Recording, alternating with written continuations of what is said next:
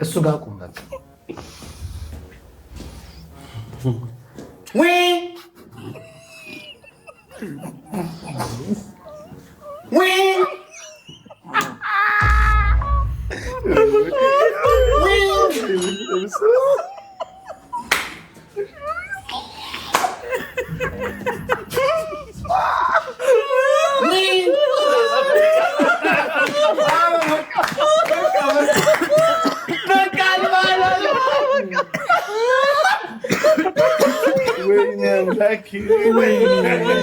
ማንን እያወራ ነው?